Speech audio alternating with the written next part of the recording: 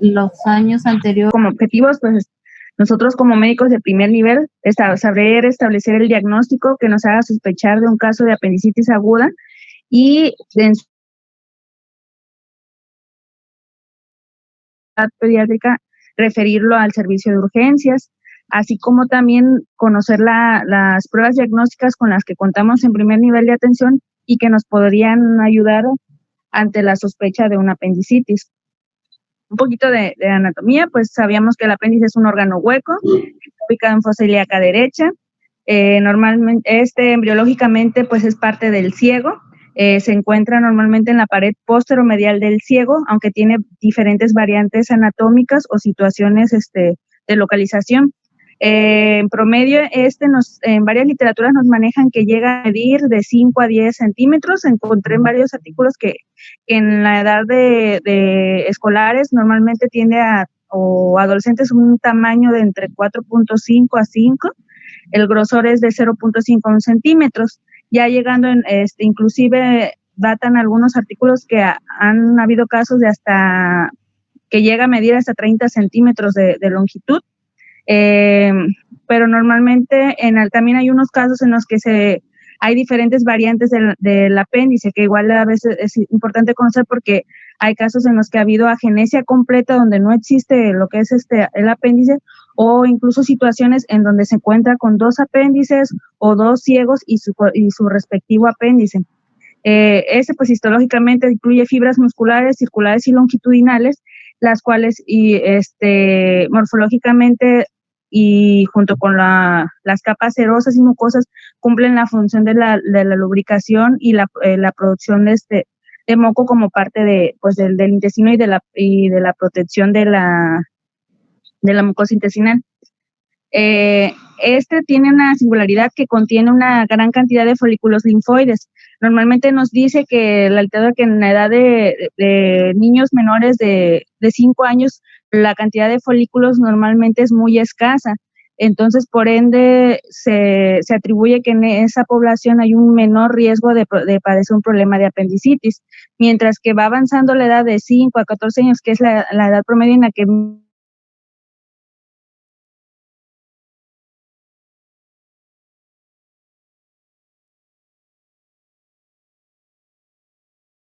avanzando, que ya se llega a la edad adulta, normalmente estos van disminuyendo en cantidad de estos folículos y por ende también va disminuyendo la posibilidad de desarrollarla en este grupo de edad. Pues dentro de las variaciones, igual pues dentro de lo que es la exploración física más adelante, determinan ciertos signos apendiculares, nos sirven para ir o tener un indicio de la localización de según las literaturas nos menciona que la posición más común donde se encuentra el apéndice es la retrocecal, seguida por la situación en que está sobre la pelvis menor en un 30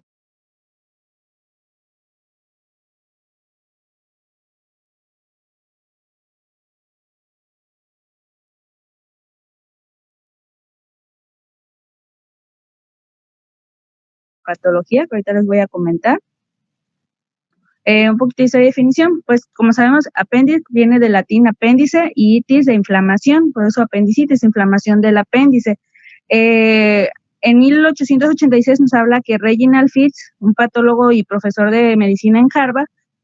el que tiene el crédito de describir los signos y síntomas relacionados con el término de apendicitis, y él fue el de los precursores de que se hiciera o recomendó que se realizara la remoción quirúrgica temprana de incluso, por ejemplo, un poquito de historia, encontré en varios artículos que incluso es una enfermedad que se tiene documentados. En algunas momias, por ejemplo, egipcias, se encontraron vestigios de apéndices que tenían ya como plastones en algunas momias. Y esto pues nos puede determinar igual que es una enfermedad que siempre ha existido y que a lo mejor en la edad moderna ha ido variando.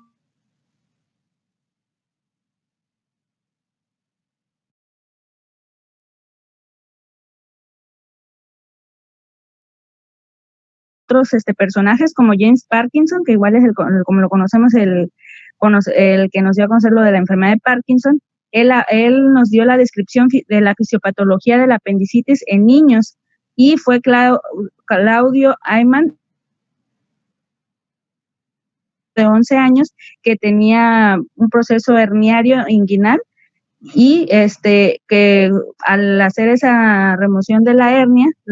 se encontró que también tenía lo que es un apéndice perforado. Bueno, en epidemiología encontramos que la incidencia desde el nacimiento hasta los 4 años en promedio es de 1 a 2 en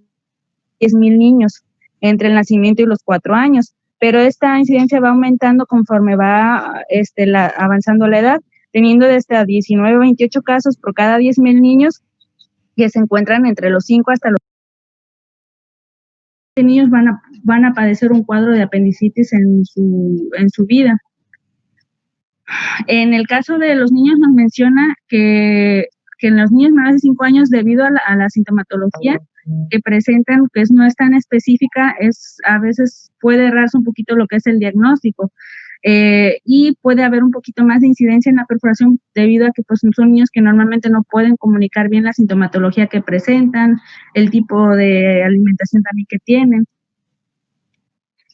Nos dice que las mayores tasas de complicación que se han encontrado son alrededor de los 4 años de vida, y que normalmente en estos se ha encontrado una incidencia de un 70% en estos pacientes, y que la tasa de perforación en los adolescentes es aproximadamente del 10 al 20%.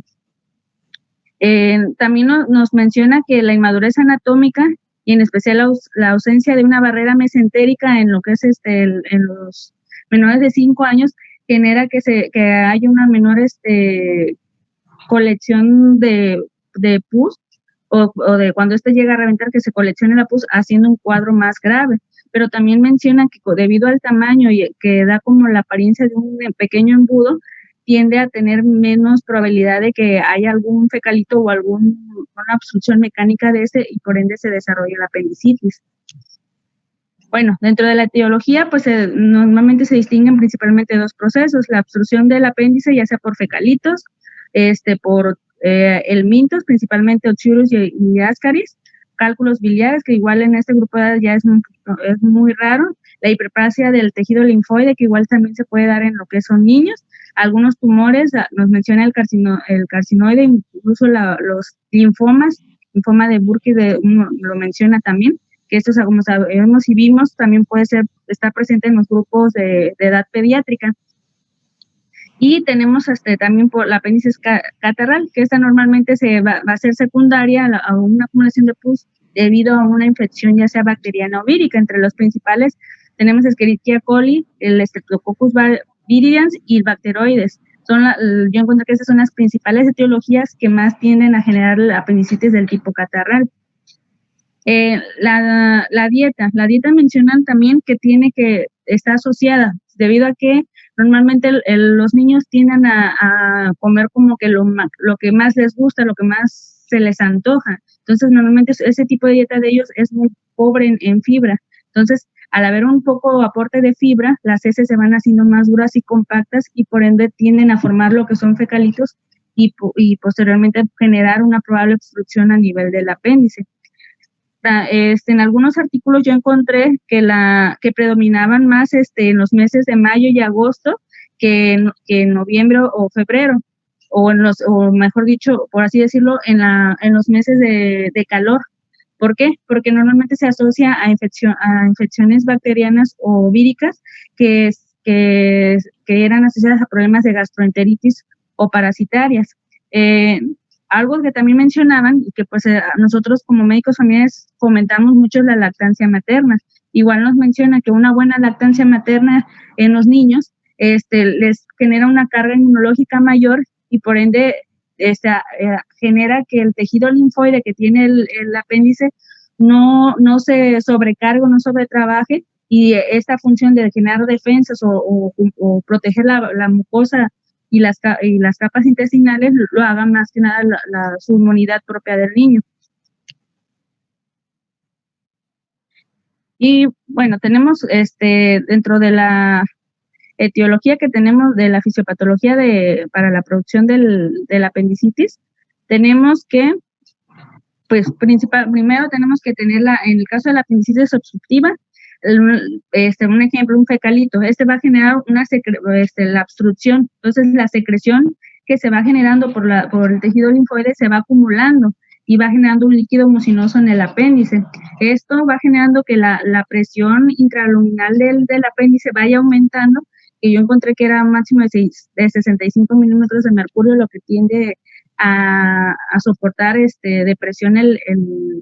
la luz del apéndice, y al vencerse esta presión se da un colapso de las venas de drenaje, que son principalmente las venas ileocólicas. Posteriormente a esto se produce una trombosis vascular que va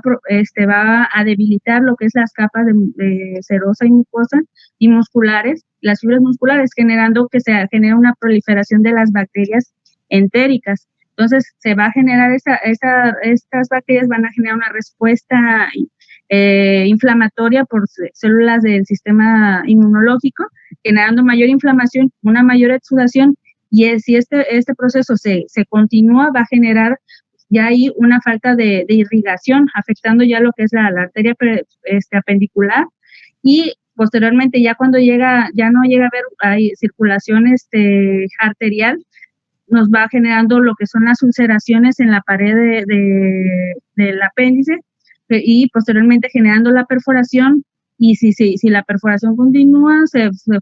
forma la forma gangrenosa, y si esta continúa, se genera la perforación con salida de material fecal hacia lo que es la cavidad abdominal, más o menos aquí como lo vemos en la imagen. Bueno, si llega a haber una perforación a nivel del apéndice, normalmente nos hablaba que en el caso de niños es muy poco común que se encapsule esto, entonces tiende a diseminarse un poquito más rápido debido a la inmadurez que tienen las capas del peritoneo y del mesenterio. Entonces, normalmente en ellos casi la formación de plastrones, mientras más la edad es una edad más acercada a los menores de 10 años, entonces es muy raro que se formen los plastrones, mientras que en la edad de escolares y de adolescentes tiende más a generar la formación de plastrón o absceso posteriormente. Y bueno, a nosotros nos mencionan que hay 4 estadios, que son los que les comentaba, que es primero la apendicitis congestiva o catarral, que es donde se genera la inflamación, la acumulación de secreción. De ahí la apendicitis flemonosa supurada, le sigue la apendicitis gangrenosa o microscópicamente perforada, y posteriormente la apendicitis perforada. En otras clasificaciones nos manejan como apendicitis simple, que son pacientes con apendicitis complicada, con absceso o perforación, y más inflamatoria o plastón apendicular. Más que nada, si se fijan, las fases son casi las mismas, abarca esas 4. Y pues aquí, por ejemplo, podemos ver la fase catarral. Si observamos la imagen, en la fase catarral normalmente hay el apéndice posteriormente al procedimiento quirúrgico se ve enrojecido, hiperémico. Normalmente aquí no se observa tanto la fibrina debido a que no hay una sobreproducción de pus o de secreción, y se ve pues el ligero aumento de volumen de en el caso de la apendicitis purulenta, pues aquí normalmente igual su mecanismo de acción pues es obstructivo. Aquí ya hay la sobreproducción de bacterias, nos va generando lo que son la pus. Si esta pus llega a ser generada en demasiada cantidad, se puede llevar a formar un mucosele, como vemos en la imagen. Y normalmente cuando se genera la secreción purulenta, se tiende a asociar más a lo que es el dolor visceral, porque hay invasión del peritoneo visceral. Y esa irritación es lo que nos genera el dolor, que es uno de los principales y de los primeros síntomas que se aparecen en las primeras 24 horas de que empieza un proceso apendicular. En el apendicitis supurativa o flemonosa, nos dice que en esta, si no se ataca la infección, va persistiendo, va aumentando ahora sí que la inflamación, la secreción, y lo que les comentaba, la circulación venosa se va interrumpiendo, ya va habiendo datos de isquemia en todas las capas, y aquí igual ya la hiperemia aumenta, ya puede haber adherencias y normalmente en esta nos menciona un dolor somático, que normalmente es, vamos a encontrar dolor en la fosa ilíaca derecha, que lo vemos con el signo de Robson, que al palpar fosa ilíaca derecha se genera un dolor en lo que es la fosa ilíaca derecha. Y pues la gangrenosa, que es igual, donde ya hay una pérdida de la irrigación y va viendo procesos de ulcerativos que ya después van perdiendo, pues ahora sí que la barrera de protección y pueden culminar en lo que es la apendicitis perforada. Bueno, eso es más o menos lo mismo. Entonces nos mencionaba que llega a haber un periodo en el que si el niño tiene el cuadro de dolor o el cuadro clínico de apendicitis, si llega un momento en que el niño, después de tener un cuadro marcado y signos apendiculares positivos, pero el dolor se detiene de momento, eso nos podría estar indicando también que ahí hay una perforación intestinal y hay una fuga de la secreción hacia la cavidad abdominal y por ende una mayor relajación de lo que son las fibras nerviosas y por eso cede el dolor en estos niños. Entonces es más que nada, incluso en las guías de cirugía pediátrica nos menciona que nos tratemos de siempre estar una vez teniendo el cuadro clínico característico, referir lo más inmediatamente posible y realizar una intervención quirúrgica. Bueno, dentro de las manifestaciones clínicas, lo que les comentaba, que el síntoma principal es el dolor tipo cólico, que normalmente se puede iniciar en lo que es región de epigastro y que se va a irradiar o región periumbilical, y que va a irradiarse a lo que es la fosa ilíaca derecha en un plazo de 1 a 4 horas y que conforme van pasando las horas igualmente va aumentando de intensidad. Este normalmente es de origen visceral por la distensión abdominal, y en este es donde vamos a encontrar el punto de McBurney positivo. Como sabemos, es el dolor en la línea imaginaria que va desde la cresta ilíaca anterosuperior hacia lo que es el ombligo, en donde se une el tercio externo con los 2 tercios medios. Y también se les puede, por ejemplo, nos menciona que los niños hacer en la exploración que tosan. Cuando se genera una tos forzada, normalmente se genera un cuadro de dolor, o incluso a ellos se les puede decir que brinquen, y al brincar por el movimiento se genera una irritación y por ende se desencadena el dolor. Posteriormente nos menciona que en algunos casos puede haber cuadros diarreicos. Primero, después del dolor, el segundo síntoma es la náusea y el vómito. Posteriormente a se puede agregar, sobre todo nos menciona que en niños es característica de diarrea. ¿Mande? Se puede generar una falsa diarrea. Entonces a veces decimos, bueno, no cuadra un poquito con el cuadro de apendicitis por la diarrea, pero puede haber una diarrea, por así decirlo, por la irritación mecánica que genera a veces la posición del apéndice, sobre todo si su localización es pelviana, o incluso nos menciona que en apéndices que tienen tamaños mayores a los 10 centímetros, que se dan en algunos niños, puede generar una mayor irritación que estimula esa falsa diarrea. Puede haber anorexia, el niño puede estar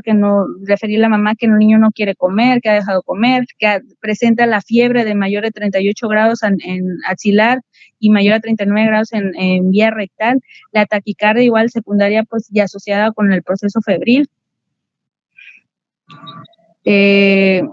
Nos menciona también que en el grupo de neonatos, pues el niño también lo vamos a encontrar con una distensión abdominal en el 60-90% de los casos. Normalmente estos niños no van a llegar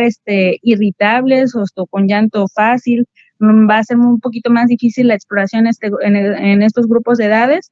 Puede haber, como les mencionaba, en algunas ocasiones el letargo, el niño puede estar estuproso, sudoroso, no quiera ni moverse. En otros casos puede haber celulitis de la pared del abdomen en un 12-16%. En la exploración a la palpación podemos llegar a encontrar alguna masa abdominal palpable que ya nos podrían estar indicando la presencia de un plastrón o de un absceso en el 20-40% de los casos. Y ya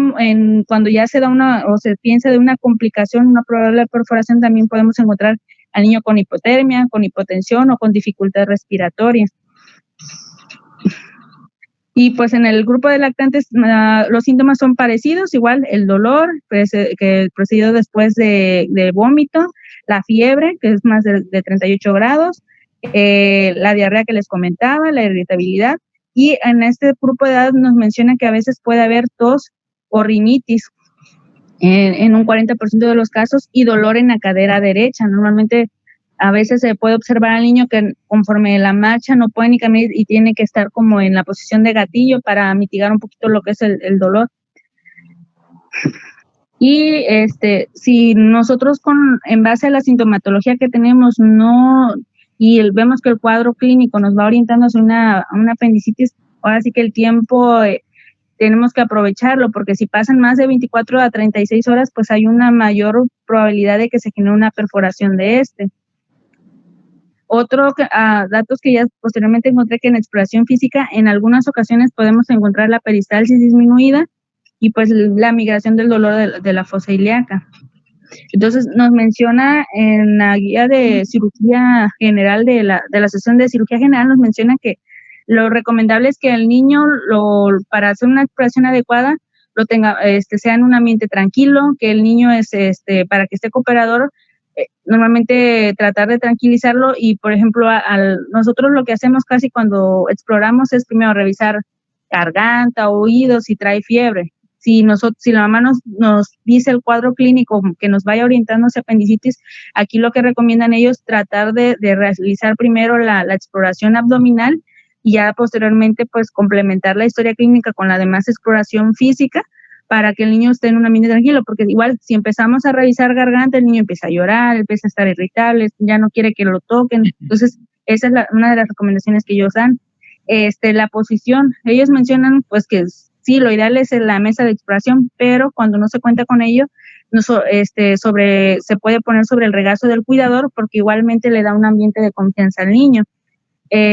También nos menciona ahí que la inflamación peritoneal causa rigidez con reducción de los movimientos de la pared abdominal durante la respiración normal. Entonces, ese es un dato que también tenemos que recordar. Que la localización, otro punto que nos mencionan ellos es que la peritonitis difusa causa dolor abdominal generalizado con algo de rigidez parietal. Entonces, normalmente a veces ellos tienen resistencia muscular. Y el otro punto característico es pues el punto de McBurney, volver a buscarlo en estos niños, sobre todo en los de edad escolar o mayores. La localización también, pues ahorita les voy a decir otros signos apendiculares que normalmente nos van a ir orientando hacia la localización o posición del apéndice en sus variantes anatómicas. Y lo que les comentaba, igual que ellos recomiendan que en los niños se puede hacer eso de que tosan o que brinquen para igual ver si se despierta el dolor. Pues dentro de los signos pues más comunes que nosotros conocemos, que yo creo que la mayoría hemos realizado tanto en urgencias como en la clínica, pues es el punto de McBurney. El signo de Orm, que también nos menciona que al realizar tracción del testículo derecho se produce dolor en la fosa ilíaca derecha. El signo de Lenander normalmente se nos habla de más que nada tiene que ver con la toma de temperatura, que va a diferir más de un grado centígrado de la temperatura rectal con la axilar. Pues tenemos el signo de Roxing, que normalmente igual es al estar al realizar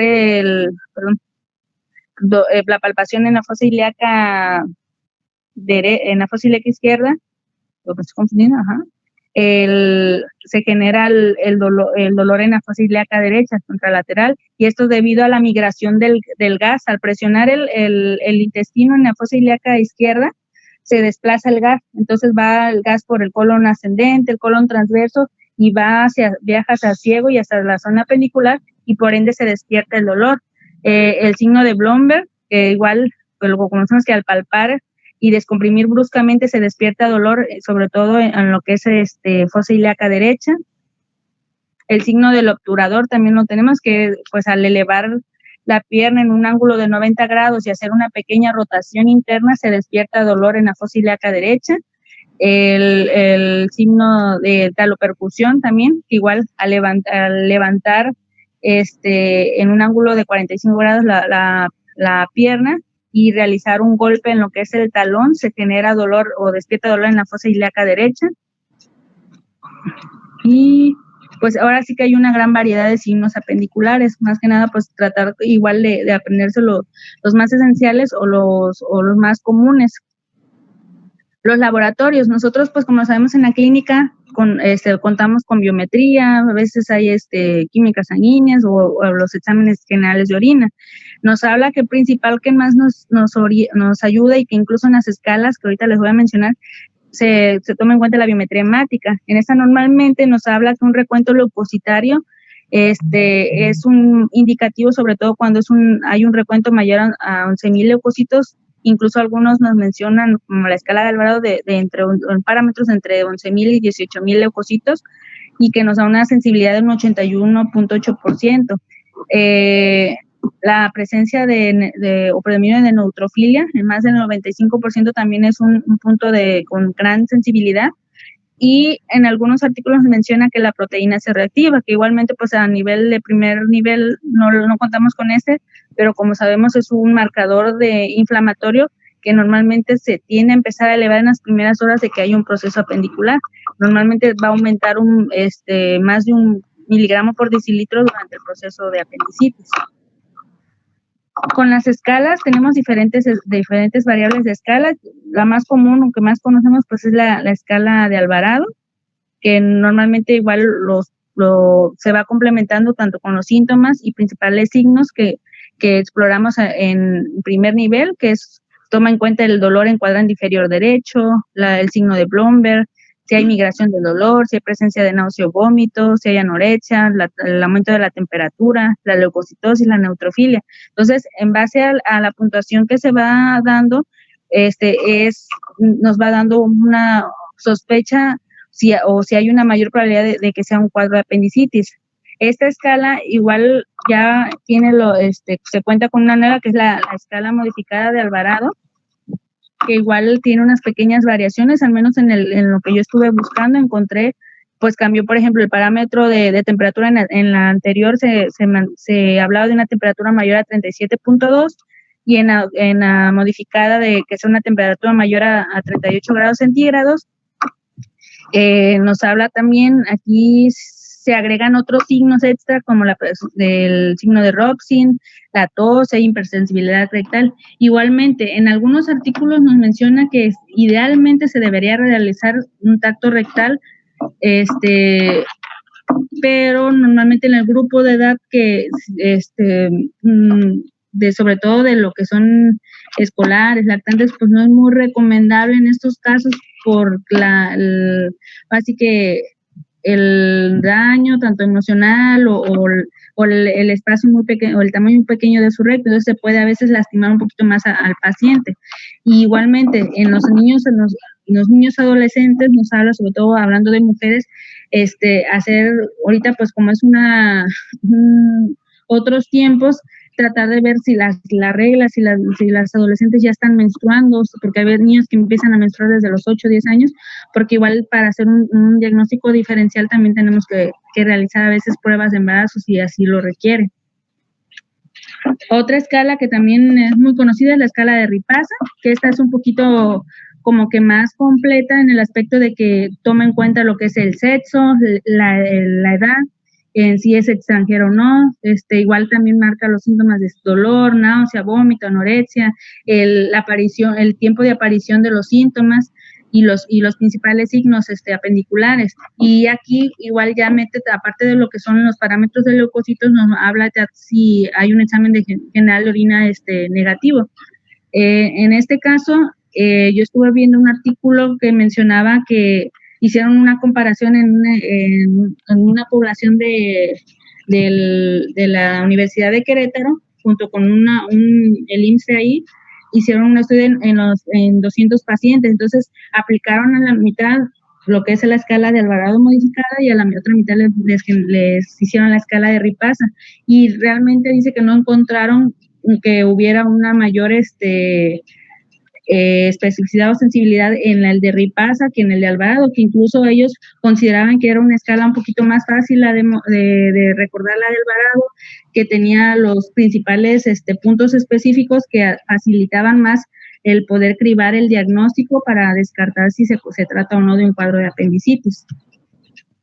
También nos habla de otras escalas, como la escala de Ullman, pero normalmente casi esas escalas también presentan los mismos, o se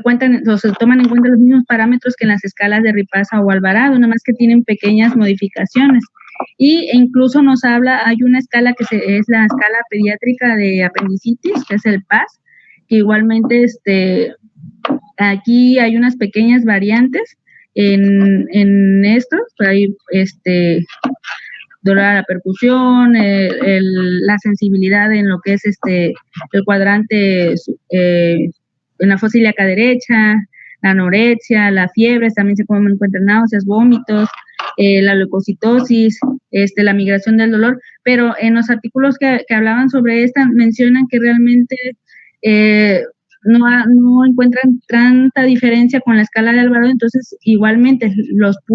tiene muchos puntos a favor más la escala de Alvarado que incluso esta escala pediátrica, debido a que igual no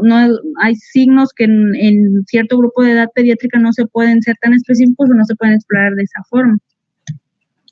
Otra forma de diagnóstico o apoyo diagnóstico con el que contamos, pues es las radiografías. Normalmente esta es pues el principal signo que nosotros buscamos, pues el borramiento del psoas. En algunos casos nos menciona que es muy raro encontrar realmente como que el cuadro o el mecanismo de obstrucción, si es un fecalito, pues es muy raro que veamos ese tipo de radiografías, pero sí se puede llegar a presentar, como vemos aquí en la imagen. Igualmente se pueden observar lo que son los niveles hidroaéreos, puede haber la presencia de lo que son plastrones, que ya o masas que están ocupando la zona donde está la localización de fosa ilíaca derecha, puede haber hilio regional, la posición antiálgica o de la columna, sobre todo de las vértebras lumbares, se puede observar la pequeña desviación que normalmente adopta el paciente para mitigar un poquito lo que es el dolor. Y pues los niveles hidroaéreos, pues igualmente nos pueden ir indicando si hay una presencia de líquido a nivel peritoneal que esté libre. Otro, y que es el más recomendado, sobre todo en las edades pediátricas, es el ultrasonido. Nos habla que tiene una sensibilidad del 44 al 94%, una especificidad del 47 al 95%. En las ventajas es que aquí podemos apreciar las medidas del apéndice. Si tiene el grosor de más de 0.5 a 1 centímetro, pues ya nos estaría igual indicando si hay presencia de apendicitis. Nos puede aquí ya dar un indicio sobre la causa de la obstrucción, si es un apendicolito, si hay líquido, o si hay algún otiuro, algún helminto. Y pues igual aquí ya lo que nos da mucho son también los datos de la circulación, sobre todo cuando se realiza el ultrasonido Doppler, porque igualmente nos va... Si no va habiendo circulación en la periferia del apéndice, pues ya nos podría ir incluso orientando hacia una apendicitis gangrenosa, donde ya no hay una vascularidad o incluso una perforación.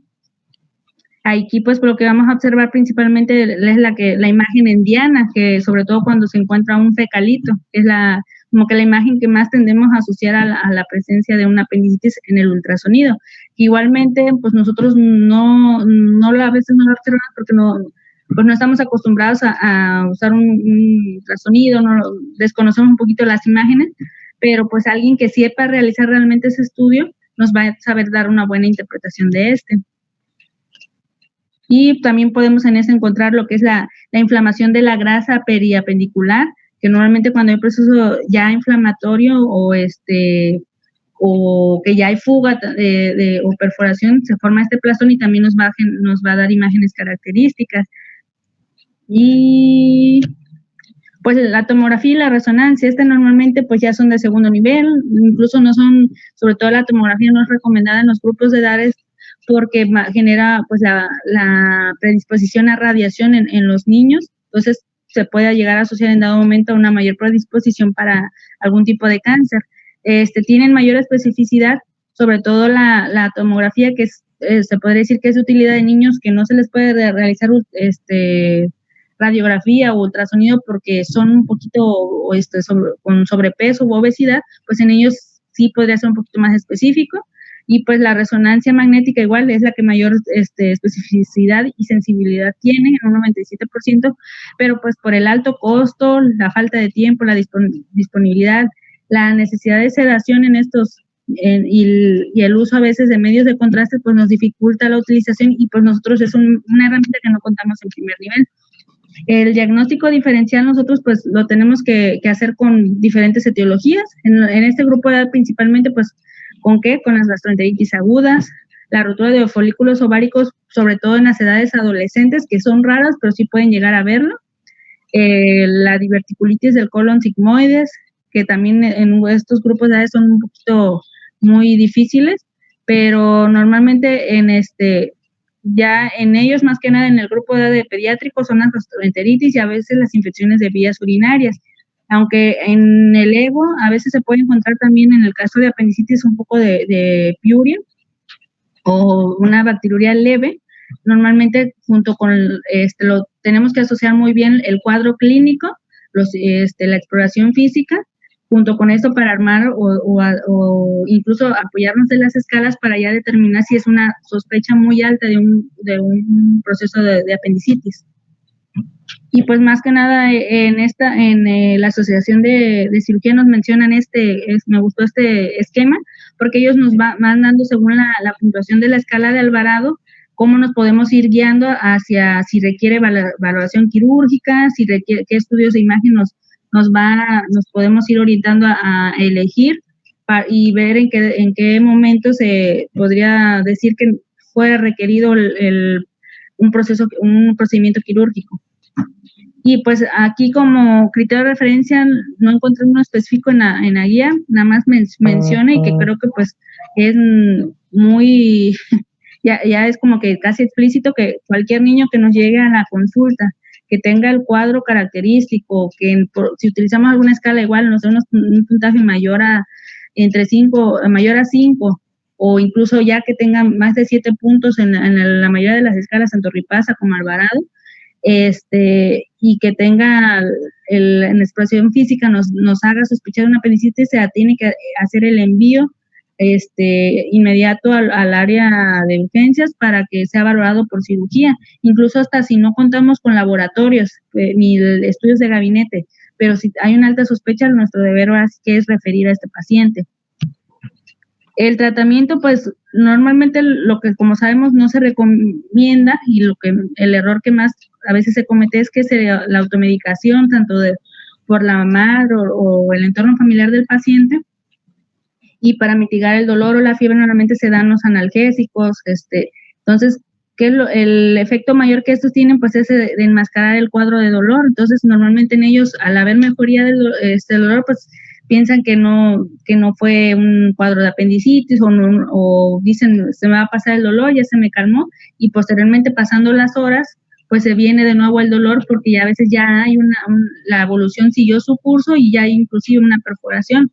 Entonces, normalmente este tipo de tratamiento no se recomienda en ellos. Una vez que nos lleguen, se tiene que evaluar por cirugía y entonces ellos son los que ya, si ellos ya determinan que se va a hacer un procedimiento quirúrgico, hacen la respectiva impregnación con los antibióticos, sobre todo para atacar los principales que ya les había comentado, como bacteroides, el Streptococcus, Escherichia coli, Klebsiella, que más o menos lo que mencionaban las guías, que los medicamentos que más utilizan son cefotaxima, gentamicina, la ampicilina y metronidazol, a veces en monodosis o en combinaciones de algunos de estos medicamentos, y que incluso se recomienda que estos niños posteriormente al procedimiento quirúrgico se les deje un seguimiento con estos medicamentos para proteger también el área quirúrgica de estas bacterias y que no se vaya a formar algún absceso residual en la zona donde estaba ahora sí que localizado el apéndice. Y pues el tratamiento definitivo es quirúrgico. En algunos estudios mencionan y que son realmente, yo encontré que eran como que menos de 5 casos, que había una remisión con antibióticos, que eran estudios donde les estuvieron dando manejo con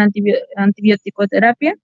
pero que sí hubo respuesta, pero que se evaluó que al pasar de los años volvieron a presentar un cuadro similar. Entonces, como que lo que va haciendo nada más es que se encapsula y es como una bombita de tiempo ese apéndice en esos pacientes que se estudiaron, y que al final se culminó con la perforación incluso en algunos de esos casos del apéndice. Entonces, realmente no, el tratamiento definitivo con esto se mantiene, que es el tratamiento quirúrgico. Y pues de aquí era el procedimiento, pero pues igual, como dicen, no vamos a ser cirujanos, pero pues más o menos cómo es el procedimiento, se corta. Y pues las complicaciones. Dentro de las complicaciones, normalmente si nosotros sabemos determinar de acuerdo al cuadro clínico, exploración, historia clínica, a tiempo, y referimos a tiempo y se hace una evaluación, ahora sí que antes de que haya una perforación,